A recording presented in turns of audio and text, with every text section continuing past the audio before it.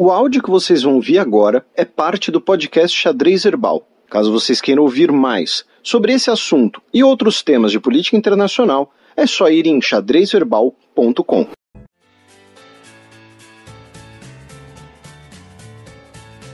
Gambito da Dama.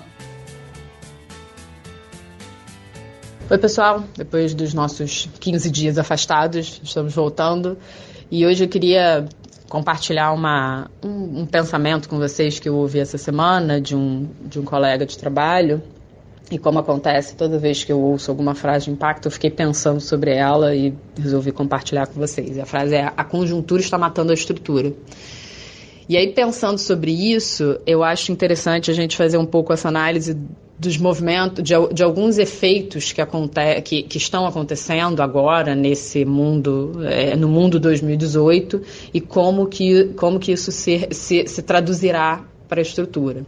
Então, por exemplo, quando a gente olha uma previsão que o CDE soltou essa semana sobre os impactos da efetivação das ameaças de barreiras tarifárias pelos Estados Unidos sobre a China, o que está em jogo, o que está em risco é um decréscimo no crescimento global, não só no crescimento nem norte-americano nem chinês, um decréscimo no crescimento no PIB mundial de 0,8% em 2021, o impacto na economia norte-americana de 1%, isso considerando aquela tarifa de 25% sobre um fluxo comercial de mais ou menos 200 bilhões de dólares. Um impacto na economia norte-americana de 1%, uma pressão inflacionária de 0,6%. E também impacto tanto na China quanto em outros países emergentes. E é muito clara a busca por essas tarifas, por essa nova forma, não nova forma, né, por essa retomada do protecionismo, no anseio conjuntural, no anseio de queda de desemprego, de queda do produto, não mais agora, estou falando o anseio que motivou a emergência dessas políticas. E esses anseios conjunturais respondidos por essa forma levantam preocupações, que eu já até falei para vocês. Então, quando você tem uma queda de desemprego, em grande medida motivada por um fechamento da economia, por uma mão de obra um pouco mais cara, que faz com que você aumente o nível de renda global e você tenha essa redução do emprego, se isso não for acompanhado com produtividade, a gente vai ter um impacto significativo lá na frente da pressão inflacionária, como já falei para vocês que a gente aqui no Brasil conhece muito bem. Então, esses anseios conjunturais, eles vão respondendo por essas políticas agora, por essas políticas que a gente vive no presente, mas elas vão moldando a nossa capacidade de análise futura, elas vão moldando a nossa estrutura futura. Então, se eu proponho uma dinâmica de crescimento de curto prazo, negligenciando o longo prazo, isso fatalmente fará com que lá no longo prazo, que eu chego inevitavelmente, eu terei uma estrutura comprometida. Então, por exemplo, quando eu olho os indicadores, quando eu olho uma estrutura de crescimento que não prevê a inclusão, que não trata da desigualdade. E nos Estados Unidos, por exemplo, quando você olha o comportamento dos grupos, os grupos com renda mais alta, os grupos com renda mais baixa, os grupos com renda mais alta têm hábitos muito mais relacionados a acesso na sociedade e de renda mais baixa, desse acesso via consumo. Deixa eu me explicar melhor. Acesso, então você vê que as pessoas de renda mais alta, elas tendem a investir mais na educação dos filhos, elas tendem a investir mais na própria educação, elas têm níveis de saúde mais elevados, enquanto você vê uma busca pelas classes mais baixas por aumento de consumo. Celular, carro. Esse comportamento, ele vai criando um abismo entre essas duas classes, assim, esses dois grupos de renda. E esse abismo entre esses dois grupos de renda vai prejudicando a estrutura no futuro, porque aquela mesma pessoa que priorizou a conjuntura, então esse mesmo amigo que me falou essa frase fez uma analogia muito interessante. Olha, você tem um filho, você tem que dar comida e educação para esse filho.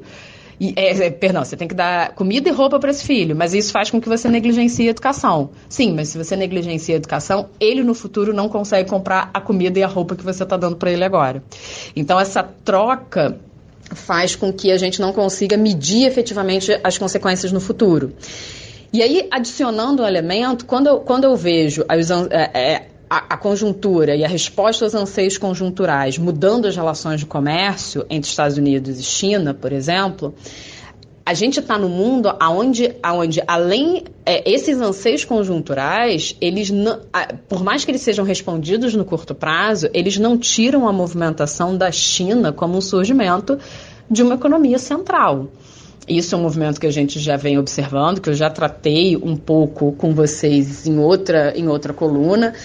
A China, ela não é mais uma economia grande pela capacidade de produção de bens primários dela, muito pelo contrário. Assim, a China já está sinalizando que tem capacidade de geração tecnológica significativa. Então, se eu respondo aos meus anseios conjunturais sem observar isso, eu não sei me preparar para o futuro. E não apenas a inovação tecnológica, a inteligência artificial, mas a própria determinação do fluxo financeiro, fluxo de capitais. Nessa mesma semana saiu uma reportagem de países em desenvolvimento que estão recorrendo, voltando a demandar socorro do FMI, que tem esse papel, salvaguardar países em problemas países com problemas de balanço de pagamentos, porque são devedores da China. E a própria China, que também tem uma parte considerável da dívida norte-americana. E aí, quando eu olho para essa mudança, a pergunta que eu tenho que me fazer é o seguinte: qual é o capitalismo que a China me trará? Porque o capitalismo que a gente está acostumado é o capitalismo norte-americano, é o capitalismo europeu, que mesmo que tenham diferenças significativas, quando você olha as dinâmicas de consumo entre os países, a própria produtividade interna, a indústria, o desenvolvimento da indústria, a questão do acesso a bem-estar, que em países da Europa isso é muito mais avançado, isso é muito mais demandado, a população já demanda muito mais tempo, os Estados Unidos isso é um pouco diferente, mas mesmo essas diferenças, elas colocaram um referencial de capitalismo na gente que a gente está acostumada. Não é o capitalismo chinês, não é a forma, as relações que vigoram na China. E aí, eu queria deixar bem claro que quando eu falo de capitalismo, ultrapassa um pouco as relações estritamente econômicas, as relações que a gente está acostumado entre PIB, fluxo comercial, fluxo financeiro, fluxo de capitais, o próprio comportamento social, que é muito, muito bem entendido na microeconomia aplicada, o próprio comportamento do processo de tomada de decisões, onde a liberdade ela é a minha base central, ela é a minha espinha dorsal, eu preciso entender e reconhecer a liberdade para tomar decisões, para que o meu princípio da racionalidade seja efetivado e eu tomar boas decisões. São questões colocadas de forma completamente diferente nos Estados Unidos, Europa e China. E eu não sei, eu ainda estou aprendendo como é esse processo na China. Eu, no sentido figurado, sociedade, ainda estou entendendo como esse processo é dado na China. Como é a relação entre poupança, entre liberdades individuais, entre comportamentos sociais. Então, essa conjuntura que ela pode essa conjuntura que ela tem respostas curtoprazistas, que elas têm respostas específicas, a realidade se imporá, a gente vai perceber a realidade e isso não vai eliminar a emergência da China como uma economia central. E como eu enxergo a China como economia central e como que isso vai resvalar para mim, sociedade. Para mim, sociedade acostumada com o eurocentrismo e o capitalismo norte-americano. Então, talvez não, se eu já discuto a obsolescência do PIB como uma medida de crescimento e de desenvolvimento do PIB, da renda per capita, e já procuro incluir capital social, capital humano, e alguns países como o Canadá, por exemplo, já estão até numa livre tradução aqui falando sobre capital natural, como eu me coloco diante, como eu comparo essas economias e como eu extraio da China o referencial com essa multidisciplinaridade de análises. Então, eu acho que essa é uma pergunta essencial, é uma pergunta que circula em todos os nossos jornais. Se a gente ficar um pouco, nossos aqui e fora, se a gente ficar um pouco na antessala da análise, a gente e a gente fizer um retrospecto analítico, a gente percebe um pouco essa mudança de tom, e essas respostas pontuais, eu não sei em que medida elas são suficientes para travar esse processo, que eu acho que a minha opinião particular é que não é, e não sei nem se são possíveis de retardar esse processo. Então, talvez se preparar para ele seja uma estratégia muito mais eficiente e muito mais necessária do que essas respostas conjunturais. Pessoal, uma ótima semana para vocês e até semana que vem. Beijos!